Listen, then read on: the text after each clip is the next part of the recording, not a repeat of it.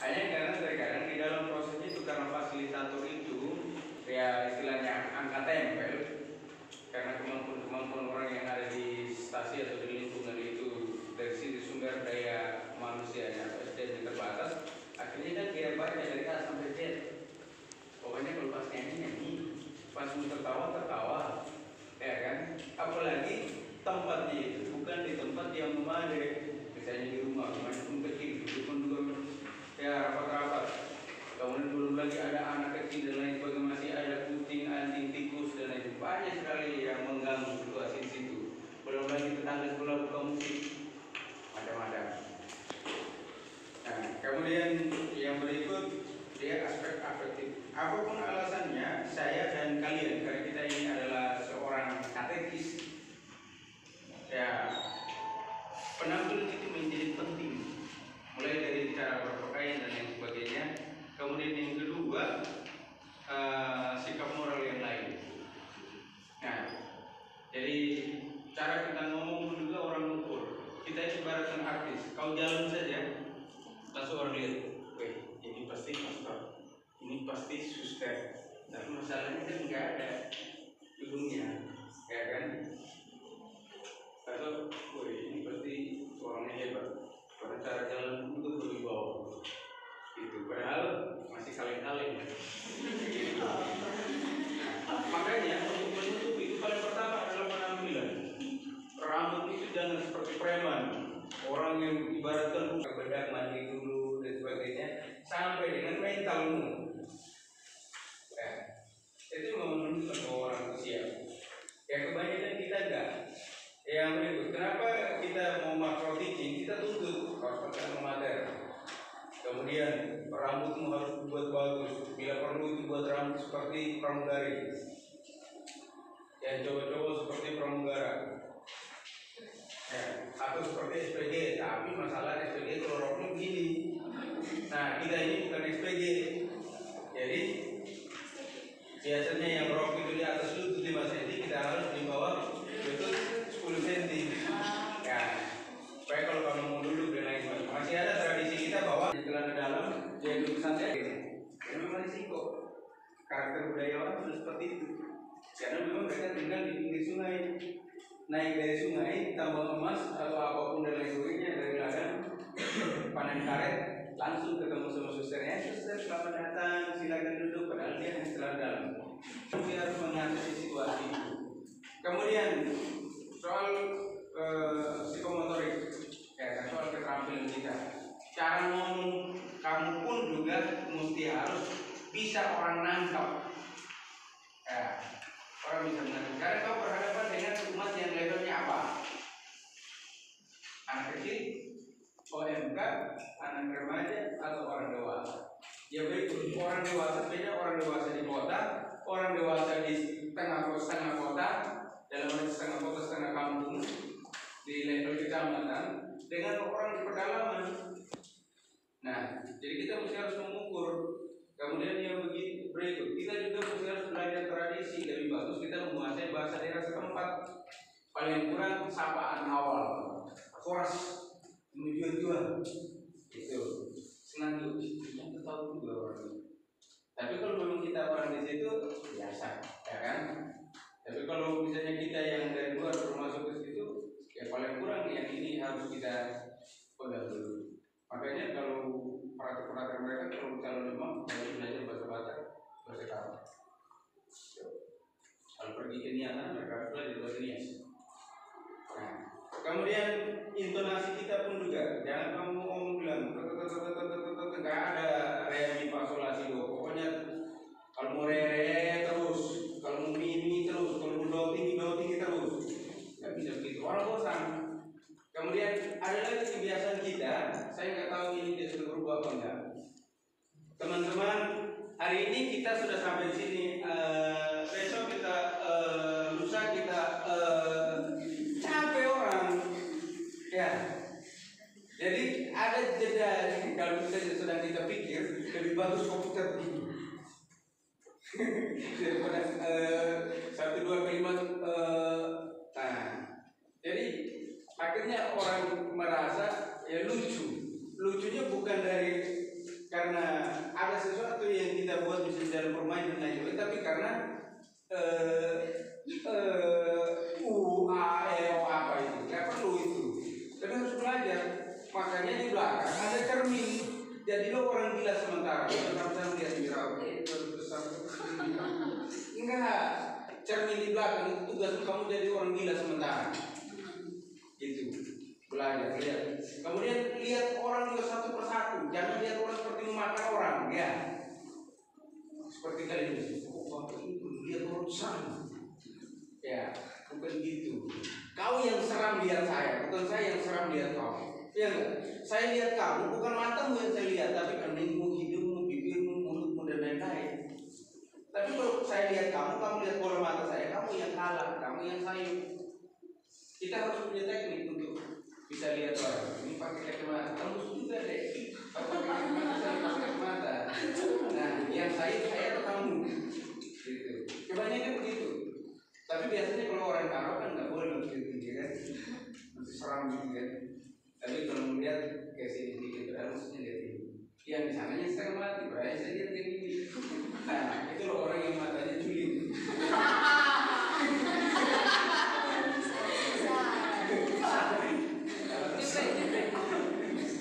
Jadi kalau misalnya ada kira-kira matanya juli, yang mikir dia lihat ke sana, padahal maksudnya dia lihat ke sana. Kalau dia lihat sini ya dia ke sana kan, terpaksa dia begini. Nah, kalau saya juga nggak ngerti apa yang terjadi itu kan, ya kembali ke diri kita masing-masing dengan keadaan yang kita punya. Nah, kemudian yang berikut, kita juga mesti harus menguasai ruangan. Makanya kalau di kelas namanya mengelola kelas. Tapi kalau di dalam dunia KTKC, ya kita mesti harus mengelola situasi itu. Jadi kalau misalnya kita di dalam rumah kan nggak bisa kita jalan-jalan berdiri seperti ini, ya kan? Nah, pilihlah tempat yang paling sentral, yang bisa dijangkau. Yang kedua, kita juga hitung volume suara kita seperti apa. Nah, makanya kebiasaan Pak Paul, kalau saya mau pergi ke tempat orang dan lain sebagainya, saya biasanya ketika berdiri di pintu sejenak 1 atau 2 sampai 3 detik, itu saya perhatikan paling pertama di mana saya harus duduk. Itu. Nah, kan banyak orang bilang, Pak di sini aja, Pak di sini aja. Jadi busuk, di mana saya? Kita harus memilih di mana yang paling tepat. Yang di sini nggak tersinggung, di sana pun nggak tersinggung, ya itu tunjukkan ke sana. Ya kan? Karena kita pilih yang di situ kan. Memang kebetulan di situ tempat yang paling pas untuk kita bisa duduk. Karena itu resiko kita sebagai seorang fasilitator. Dan juga di kelas, nanti kalian sebentar pas simulasi, teman-teman, materi kita hari ini tentang ini. 10 menit kemudian ngorong. Karena apa? Kamu ya teksnya itu lebih dominan. Kemudian di dalam dunia KTKC harus banyak menggunakan metode dan harus lebih komunikatif. Maka gaya bahasamu juga mesti harus diperhitungkan. Jadi yang berikut kita duduk dalam kelompok sesuai dengan politik. Ya, oke. Yang paling pertama, jangan pindah kursinya. Ini teknisnya. Jangan ini bangun jadi pindah kursi. Ini kamu sini.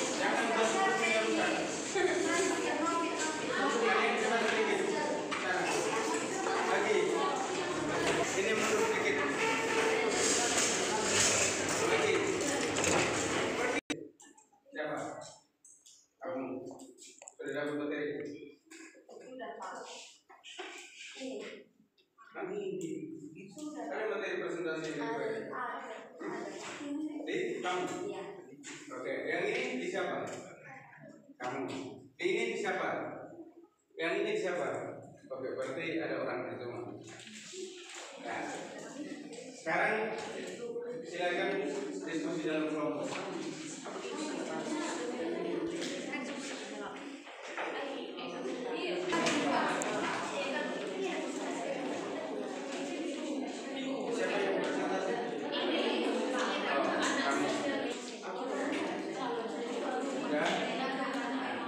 Silakan diskusi dalam kelompok.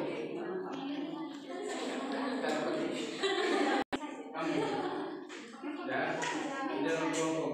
Tanda petik. Saya kan nggak tahu. Saya cuma hanya membantu menggerakkan. Oke. Nah. Ini siapa? Oi. Kamu sudah sampai di mana? Ini yang bawa siapa? Mati dia.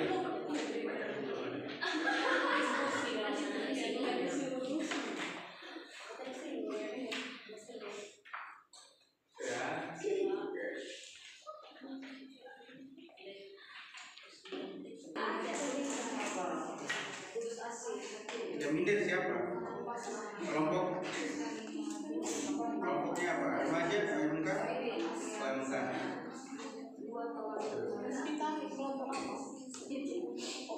Kamu temanya tentang gadget untuk OMK. Ya. Si Lasri. Iya,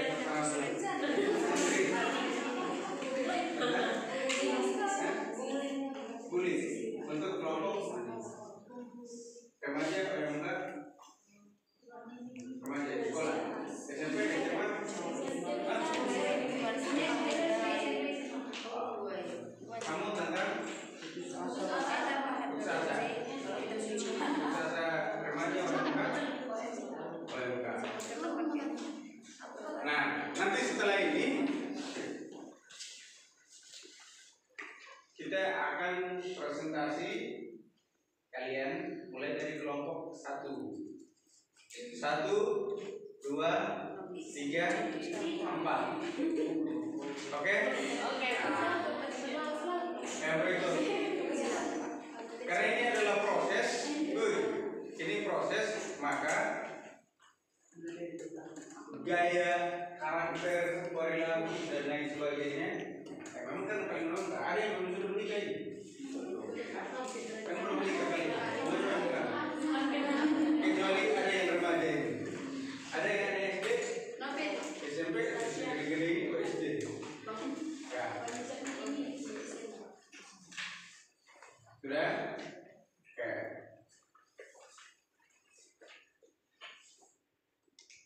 Oh nih.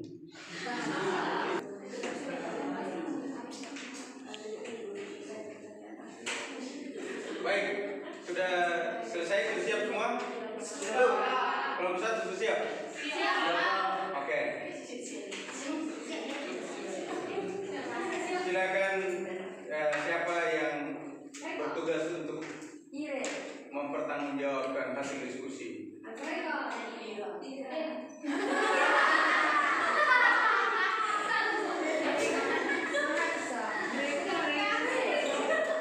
Ada yang menggunakan PowerPoint? Ada? Ada yang enggak?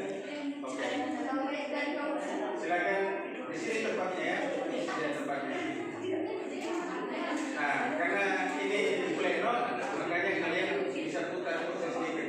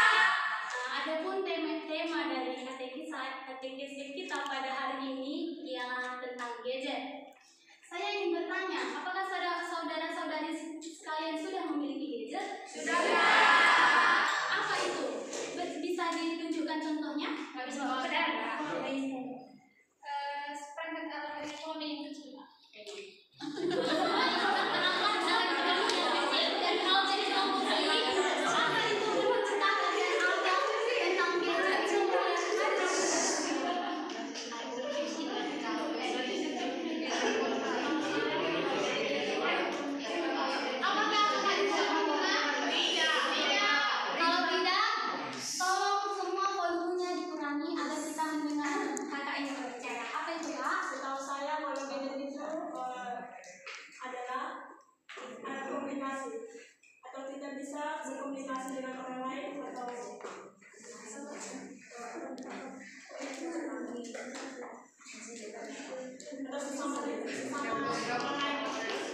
Baik, menurut kakak ini gadget itu berupa alat komunikasi. Kalau dari kelompok sini, adakah yang ingin berbicara mengenai apa itu gadget? Apa itu?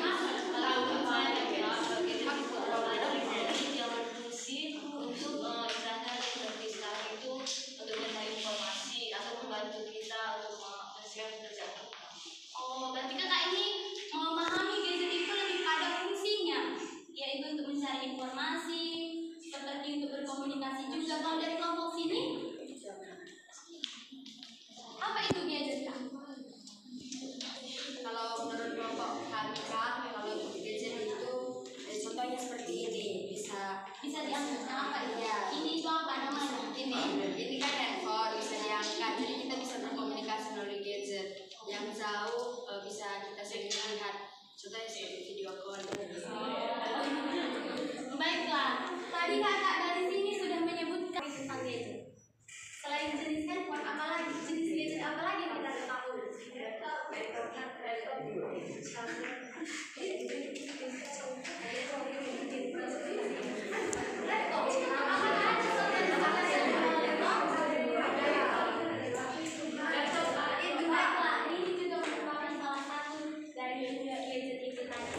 Sekarang saya ingin menyimpulkan sedikit tentang apa itu gadget. Gadget itu adalah sebuah istilah yang berasal dari bahasa Inggris, yaitu artinya perangkat elektronik kecil yang memiliki fungsi khusus. Salah satu yang membedakan gadget dengan perangkat elektronik lainnya adalah unsur kebaruan. Artinya, dari hari ke hari, gadget selalu muncul dengan menyajikan teknologi baru yang membuat hidup manusia lebih praktis.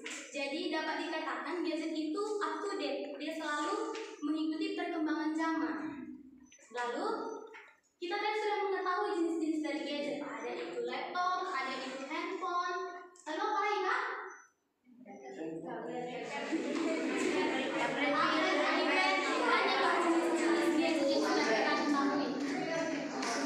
Baiklah, saudara-saudara yang terkasih, jika ada kita yang membawa Alkitab, mari kita buka kitab suci kita dari Matius 28 ayat 19 sampai 20.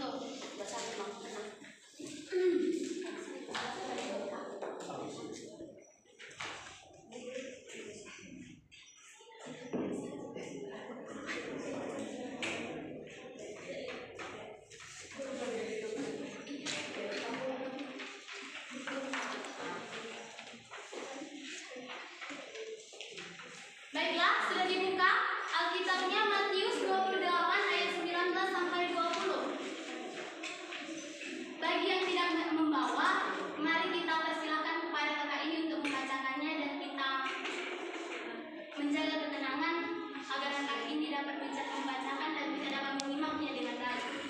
Kepada Kak Lasri, kami persilakan maju ke depan.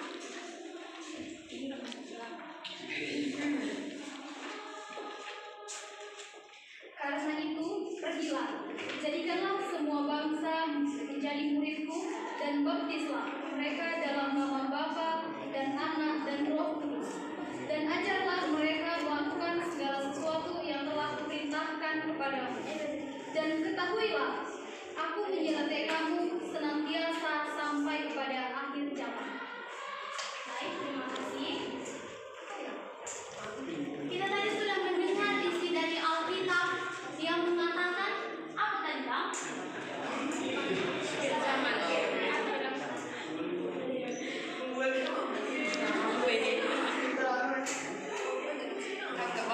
Baik, bisa dibantu oleh saya.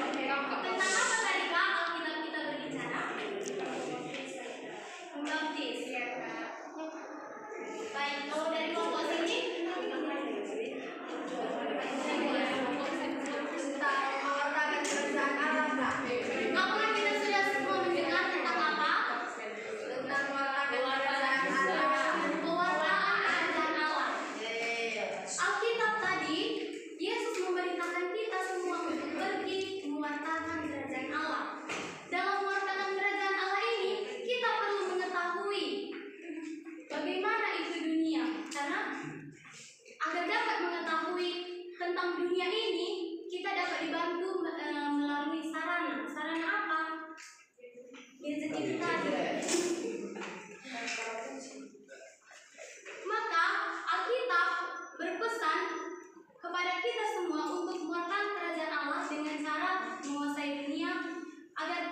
mampu menguasai dunia itu, kita dapat dibantu dengan iptek atau lebih khususnya itu gadget yang sering kita gunakan selama ini. Selain itu, kita juga mengetahui banyak sekali dampak negatif maupun dampak positif dari gadget ini sendiri. Di sini saya telah menyediakan 3 poin. Yang pertama itu dapat menambah ilmu pengetahuan. Dampak positif yang pertama itu Kak, bisa mendapat pengetahuan atau informasi baru. Bisa diberi contohnya Kak, bagaimana itu menambah ilmu pengetahuan? Bisa dibantu dari teman-teman? Jika ada tugas ataupun siswa dari tugas hari ini bisa dapat melihat secara langsung melalui Facebook. Contohnya di layanan sambil foto nih. Berarti Memang. dengan menambah apa yang kita tidak tahu, kita dapat menjadi tahu. Dari mana kita ketahui? Dari gadget itu tadi. Selain itu, dampak positifnya juga dapat mempermudah komunikasi. Bisa diberi contohnya Kak? dengan menggunakan gadget kita bisa menelpon teman kita yang jauh, orang tua kita yang jauh, sahabat saudara sekalian. Baik, terima kasih Kak. Kita semua pada saat ini berada jauh dari orang tua. Jika kita rindu, ya kita dapat menelpon orang tua kita. Itulah dampak positif yang kedua. Yang ketiga itu dapat memperluas jaringan pertemanan. Bisa diberi contohnya Kak? Seperti misalnya Facebook, ada orang yang tidak kita kenal bisa berteman melalui aplikasi Facebook itu. Oh, ternyata di dalam gadget ini terdapat berbagai aplikasi yang dapat kita gunakan untuk memperluas jaringan pertemanan kita. Kita dapat berteman dengan orang di luar sana, bahkan kita tidak mengetahui atau tidak mengenal dia.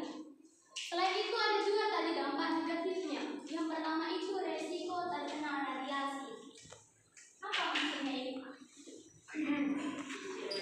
Maksudnya dari radiasi pada saat kita memainkan gadget tersebut kita terlalu fokus pada gadget tersebut, maka bisa menyebabkan radiasi dari gadget tersebut merusak mata kita. Iya, pancaran sinar dari gadget ini ternyata kalau gadget ini terlalu sering dan terlalu lama kita gunakan dapat merusak mata kita sendiri.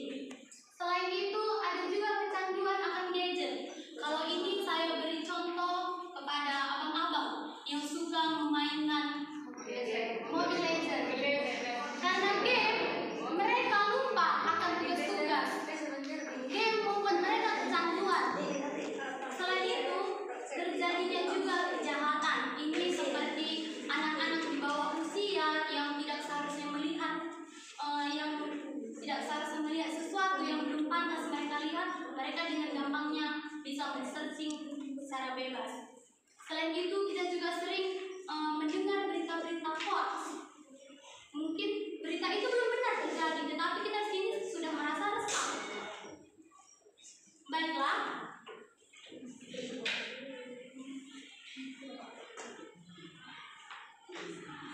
Tema tentang gadget ini dengan kaitannya terhadap kitab suci yang telah kita dengar tadi, bahwa Allah memberi perintah kepada setiap orang untuk pergi mewartakan kerajaannya dengan cara kita menguasai dunia. Maka untuk bisa kita menguasai dunia ini, kita perlu iptek, terlebih khusus itu gadget tadi, untuk mempermudah kita mengetahui tentang dunia, apa yang sudah terjadi di dunia kita ini, seperti halnya corona, virus yang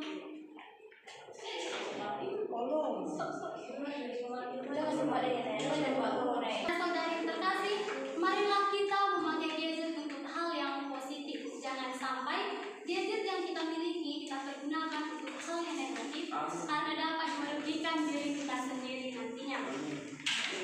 Adapun refleksi yang dapat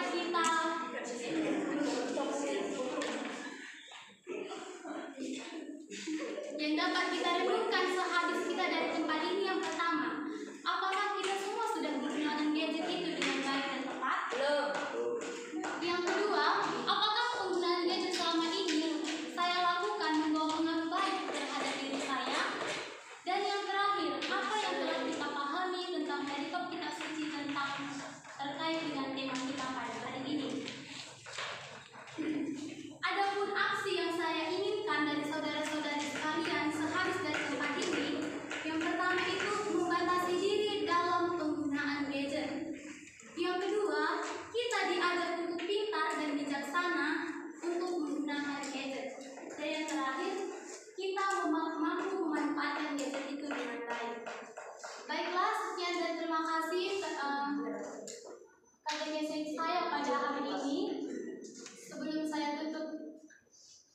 GC ini, mari kita bersatu dalam doa dan nama Bapa, Putra dan Roh Kudus. Amin.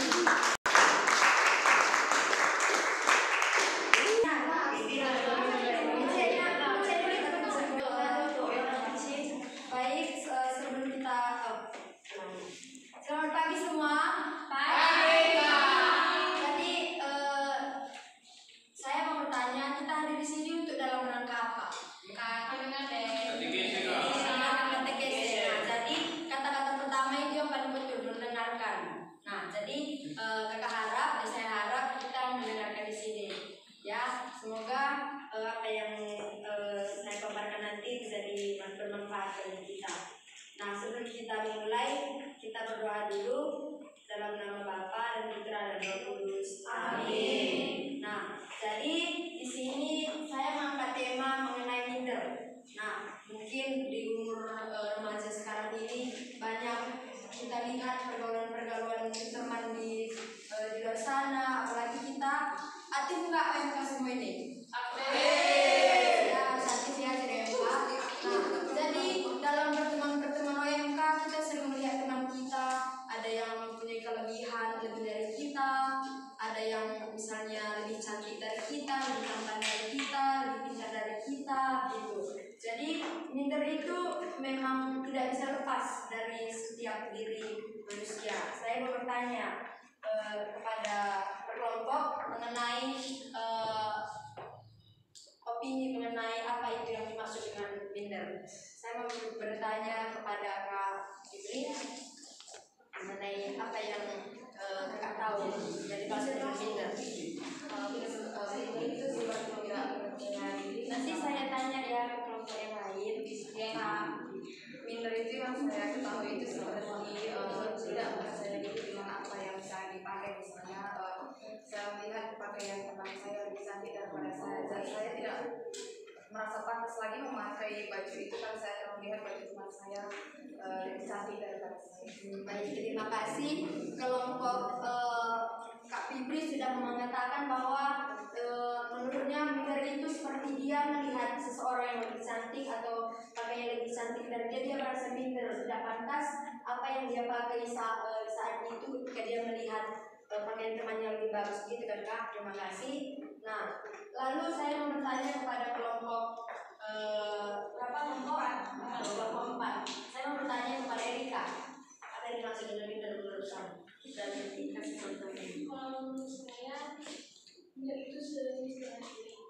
Saya melihat teman saya cantik atau teman saya lebih cantik dari saya jadi merasa iri. Jadi menurut saya minder itu sejenis dengan iri atau cemburu. Rendahan seperti itu ya, rendah diri. Nah, jadi dia juga sudah memaparkan apa yang dimaksud dengan iri. Nah, jawaban-jawaban yang telah diberikan teman-teman tadi semua itu benar. Jadi saya akan mengatakan memberitahukan pengertian minder.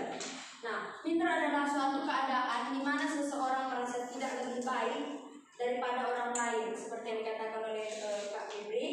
Rasa iri itu, rasa ini tentu tidak baik untuk perkembangan mental. Jadi ketika kita memiliki rasa minder, itu mental kita sangat sulit untuk berkembang.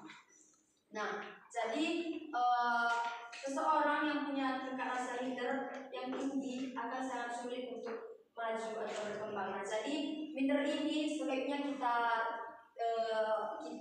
buang dari diri kita, karena ketika kita memiliki sikap minder, kita tidak akan bisa berkembang atau maju. Banyak yang kita lihat, apalagi kita pergi di luar sana banyak yang cantik begitu. Jadi itu tidak perlu. Kita harus mensyukuri apa yang kita miliki. Nah, berhubungan dengan minder, saya punya kutipan dari kitab suci. Ada yang membawa kitab suci? Ada? Ini kitab suci yang saya ikuti dari Yeremia 1 ayat 7. Ada yang bawa kitab suci?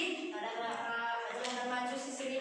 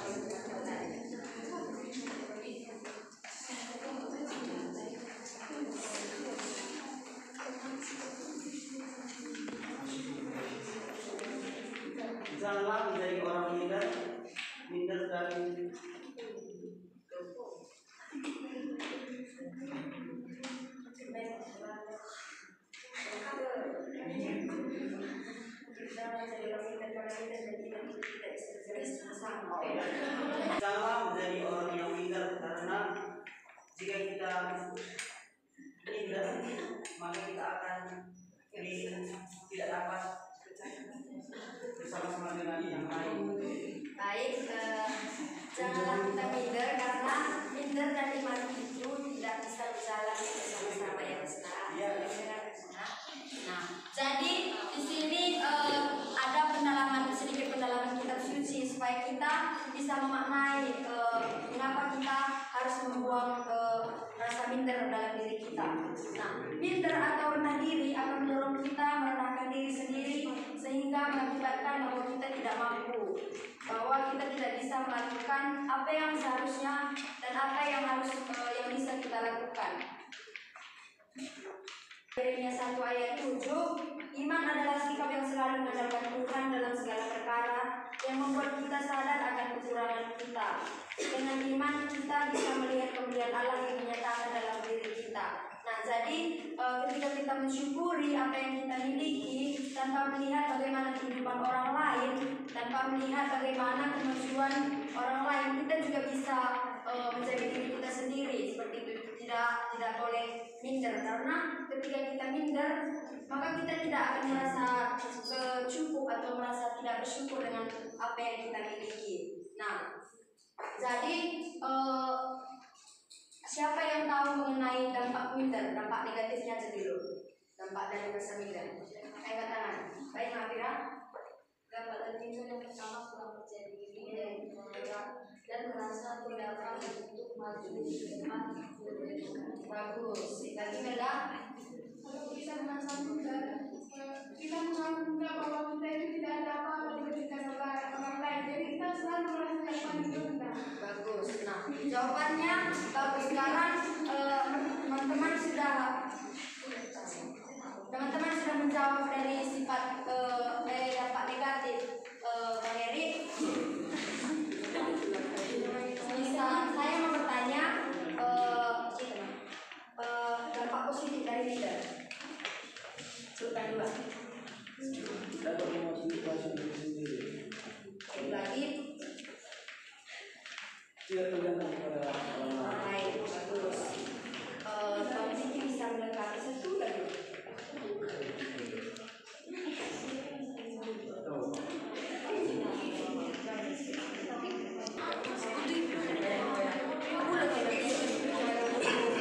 Baiklah, kita tes konsentrasi ya, karena saya lihat ada yang sudah kepanasan. Kita tes konsentrasi, biar nanti hasilnya juga serius ya. Tes konsentrasi. Jika saya bilang hidung, misalnya hidung, saya bilang siapa yang nggak pegang hidungnya, maka saya akan beri hukuman. Jadi ini tes konsentrasi. Baik, kita mulai. Hidung, telinga, mata. Bagus, lagi semua konsentrasi. Nah, jadi teman-teman, begitu panjang tadi saya berbicara, saya ada refleksi diri, apa yang harus kita pertanyakan dalam diri kita sendiri, bahwa apa yang harus mengapa kita tidak boleh memiliki rasa minder. Yang pertama itu, apakah saya termasuk orang minder? Jawab dalam masing. Yang kedua, apakah saya mudah cemas dalam menghadapi persoalan yang sulit dalam hidup saya? Dan yang ketiga, apa saja yang saya pahami mengenai pokok suci mengenai minder atau rendah diri? Nah, adapun yang saya harapkan dalam KTKC ini agar kita mengaplikasikan dalam hidup kita sehari-hari. Yang pertama itu, kita akan mampu menjadi orang yang bersyukur dalam apa yang sedang kita miliki saat ini. Dan yang kedua, terbuka dan selalu berpikir positif. Dan yang ketiga, selalu berusaha untuk mengasah potensi yang ada dalam diri. Dan yang terakhir itu, berdoa dan berpengharapan kepada Tuhan agar Tuhan selalu memberi rasa kepada kita seperti rasa bersyukuri apa yang telah kita miliki. Baik, untuk menutup KTKC ini, satu orang membawa doa ke depan. Semoga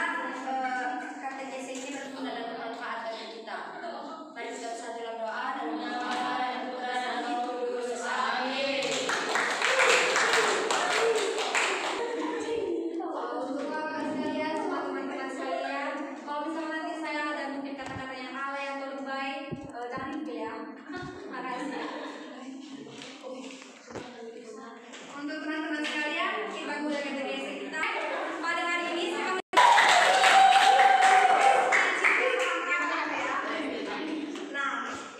sekarang kita masuk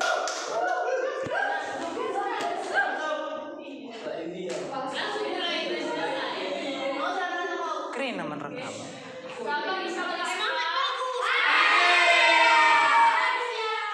Udah makan semua? Selesai sama-sama ya? Baiklah, sebelum kita mulai katekesi kita berdoa dulu dalam nama Bapa dan Putra dan Roh Kudus. Amin. Sebelum juga kita mulai katekesi kita, saya memperkenalkan sebuah lagu. Dan bisakah teman saya di sebelah sini untuk memberikan lagu yang kita? Oke. Ayo silakan untuk kakak yang berkacamata, kakak semangat. Ya.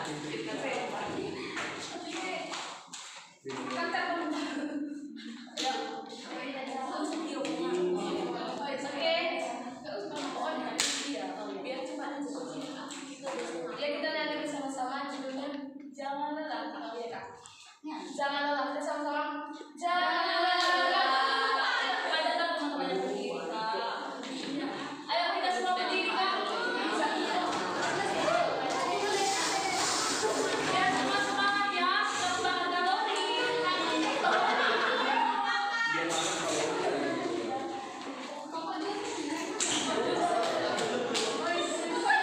Ayo kita sama-sama. Di Bapak. Ayo kita sama-sama. Jangan lelah. Berkarilah ya Tuhan. Roh Kudus yang beri kekuatan, yang mengajar dan menolong. Jangan lelah. Berkari bersamamu Tuhan, yang selalu mencukupkan atas segalanya. Ratakan tanah bergelombang, ikulah tanah yang berubah, menjadi siap dibangun di atas dasar iman. Didamaikan tanah bergelombang, ikulah tanah yang berubah,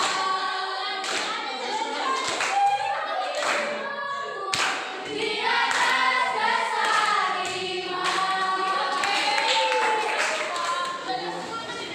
kategori kita yakni putus asa. Coba lihat dulu muka-muka teman kalian. Coba lihat putus asa. Coba lihat dulu. Oke, ada yang bilang mukanya putus asa, ada yang bilang muka temannya putus asa. Nah, menurut sahabat atau Eka, yang putus asa itu bagaimana sih kakak yang jaket coklat? Iya, dia memiliki harapan lagi. Untuk kakak yang baju coklat juga, apakah ada sekali yang putus asa itu bagaimana kak? Oh, kakak memiliki stres. Jadi putus asa itu merupakan bagian dari ketika kita ingin mencapai sesuatu, namun di tengah perjalanan ada kegagalan yang kita rasakan, sehingga mengakibatkan down atau tidak lagi percaya diri. Nah, jadi ketika seseorang putus asa itu biasanya itu dia mungkin sering marah. Satu, siapa sih yang sering marah-marah? Kawan yang lewat memaki.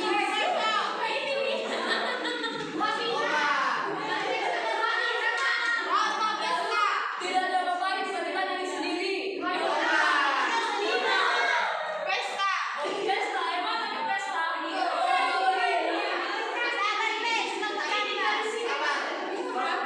Pesta.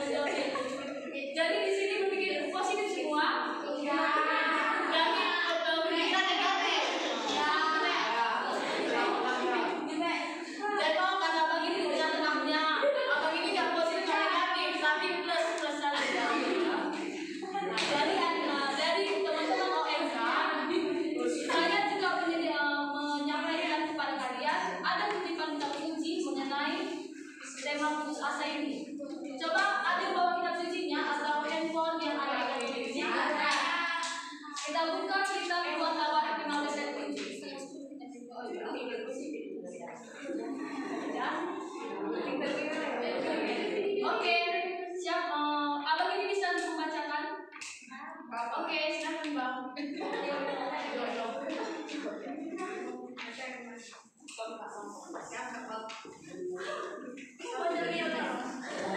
Kita buka Alkitab kita 2 Tawari ayat 15 sampai 7. Tenang Bang.